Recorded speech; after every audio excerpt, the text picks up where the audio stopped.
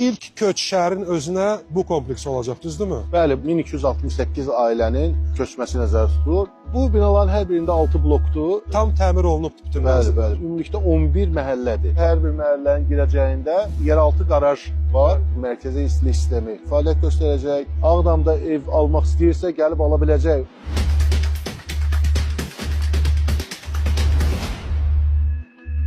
Ağdam 2025 layihəsinin ən maraqlı və vacib buraxılışlarından biri. Ağdam, Füzuli və Xocavənd rayonlarında Azərbaycan Respublikası Prezidentinin xüsusi nümayəndəsi Emin Hüseynov əsas suallara cavab verəcək.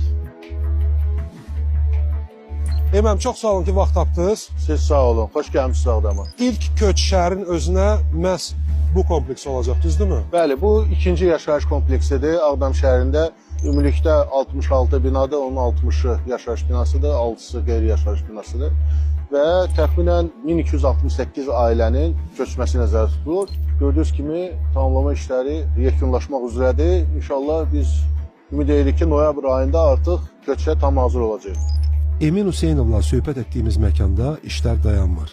Çünki şəhər 30 ildən çox davam edən fasilədən sonra ilk sakinlərini qəbul etməyə hazırlaşır.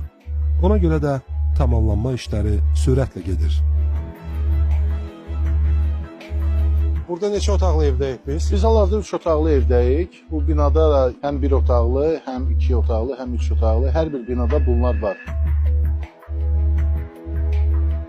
Hər bir mənzildə ayrıca sanitar qovşaq var. Eyni zamanda hamamlı, yəni duş kabinli sanitar qovşaq da mövcuddur. Bu binaların tikintisində, ümumiyyətlə bərpa prosesində sənaye parkında fəaliyyət göstərən müəssisələrin istehsal etdiyi məhsullardan istifadə edirik.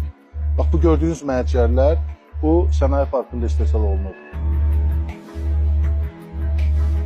Yəni gir yaşa prinsipidir də. Bəli. Tam təmir olunubdur bütün Bəli, mənzillər. bəli. Böyük qayıdış ilə bağlı birinci dövlət proqramına uyğun olaraq bütün işğaldan olmuş ərazilərdə dövlət tərəfindən tikilib, keçmiş məcbur köçkünlərin istifadəsinə verilən bütün fərdi evlər, mənzillər tam təmir olunmuş vəziyyətdə, mətbəx mebeli təchiz olunmuş, sanitar qovşaqları təchiz olunmuş vəziyyətdə istismara təhvil verilir. Müasir dövrün tələblərinə uyğun olaraq Qarabağın, Şərqi Zəngəzurun yaşıl zona elan olunduğunu nəzərə alaraq çox mənzilli yaşayış komplekslərində artıq mərkəzi istilik sistemi fəaliyyət göstərəcək.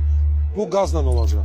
Qazla olacaq, amma binalarda deyil. Qazanxanalar vasitəsilə mənzillərə istilik veriləcək. Eyni zamanda müasir otellərdə olduğu kimi artıq istilik sərfiyyatla ölçüləcək. Yəni kvadrat metrə sahəsində